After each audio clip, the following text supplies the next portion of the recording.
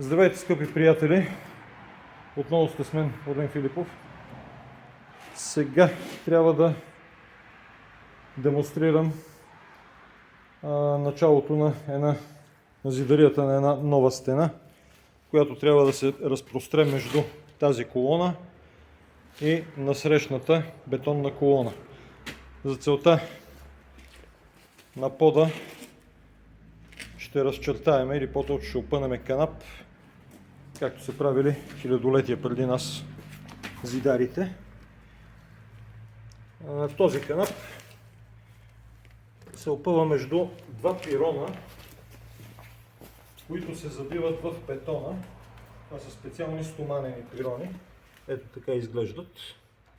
Стоманен пирон, който е с достатъчно висока твърдост, за да може да се забие директно в бетон марка 300 или там колкото е, мисля, че беше 300. Слагаме пирона точно в съосие с равнината на колоната.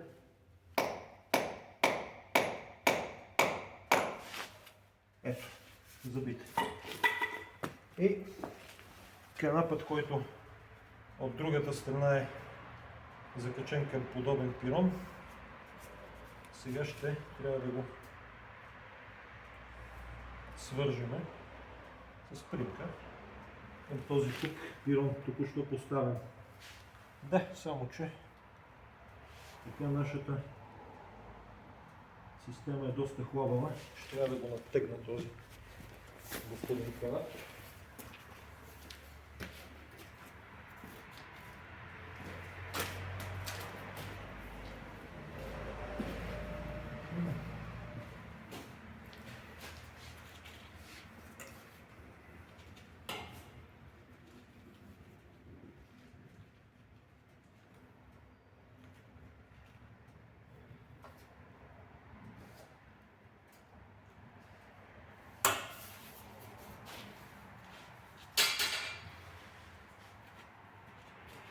Опитвам се в момента да напрегна канапа, така че да се получи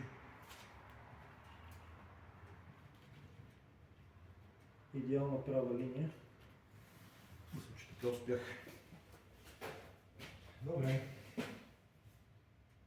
И все пак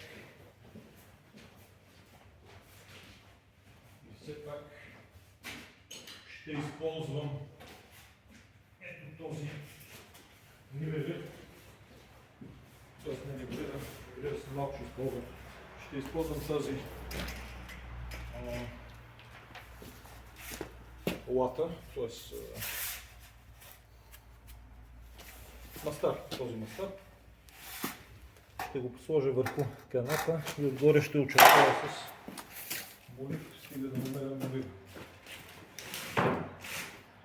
Ще го отгоре предварително. Може без разчитаване с молив, след като сме опънали каната. Нали така?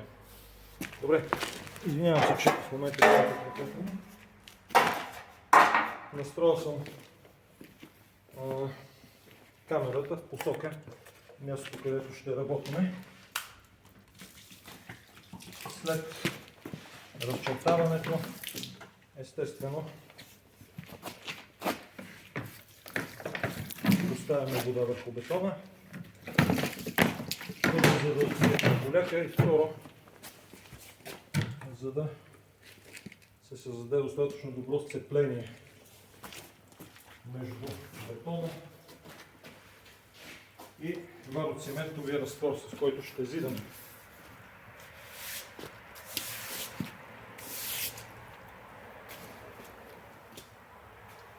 И така, уважаеми другарки и другари, дами и господа, ladies and gentlemen, ето поставям първата мистрия с вароциментов разтвор. Както казах няколко пъти до сега, в други епизоди, строителството има няколко важни канона, които трябва да се спазват задължително.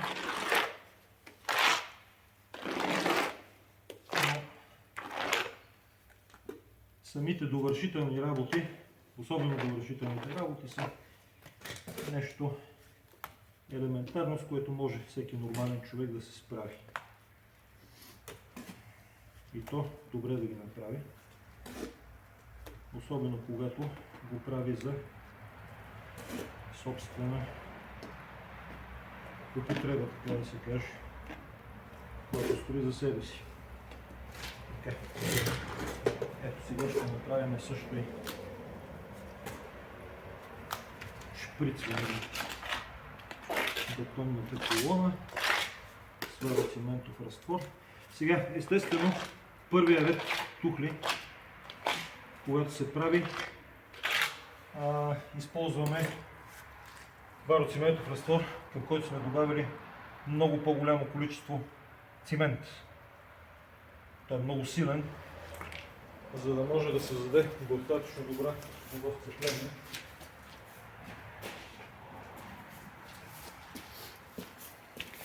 За да може да фиксира достатъчно добре тухлите. Първият ред тухли е много важен, той повежда всички останали тухли. Ето, поставяме върху гърба на госпожа Тухла едно порядъчно количество вароциментов разтвор и любезно я помолваме да се съедини с госпожа колона.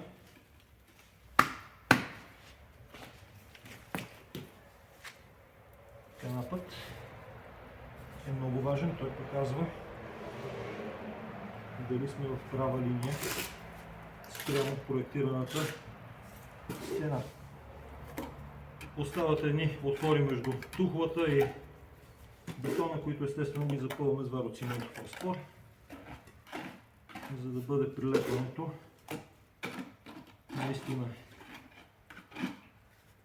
плътно. Така, струва ми се, че тази тухла е добре. Сега остава да проверим нейната позиция. Правим с всички други тухли. При всяка новопоставена тухла първо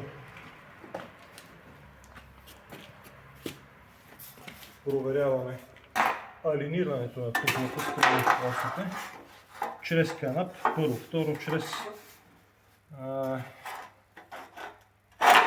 ето този мастар, гидарски мастар.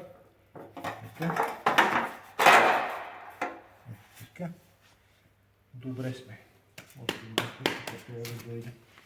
Да проверим от тази страна. Да. Напълно е в съосие с госпожа колона. И съответно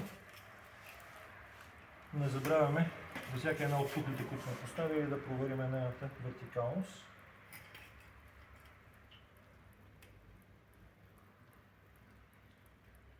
Може би малко трябва да чукнем в тази страна, за да може да се разгърнем сам. Ето това вече е друго нещо. Абе не е съвсем. Трябва още да дойде насам. Ами аз мисля, че не искам по-добре да не махам тази. Отдолу очевидно има неравност. При следващата тухла, която поставяме над нея, втория ред, ще коригираме вертикалността. Ще направим малък компромис с това правило. Ще е вертикално, да ви кажа. Така. И веднага слагаме следващата тухла, след нея.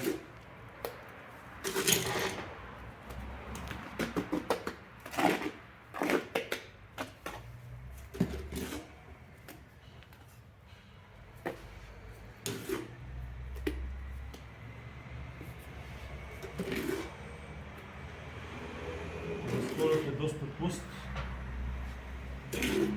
силен, с много голямо количество цимент. Така се прави първият ред.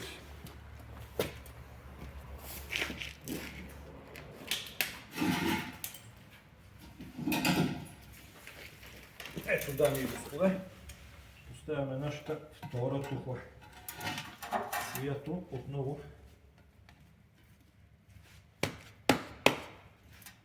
се алинира спрямо канапа. Така. Отново гледаме с латата.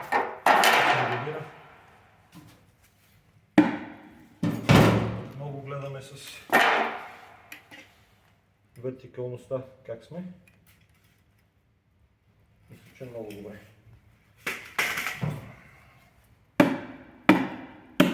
Така. С това днешното предаване смятам да завърши. Ето, показвам отблизо да видите. Ето канапа. Той трябва леко да се допира до тухлата. Ето го. Канапът започва от този пирон. Виждате го в края. Забит в бетона. И продължава канапът нататъка до следващия пирон. Ето как започнахме нашата стена. И не забравяйте да гласувате утре за любимата на сърцето ви партия. Нещо, което аз няма да направя, разбира се. И така, желая ви късмет. Живи и здрави! Благодаря!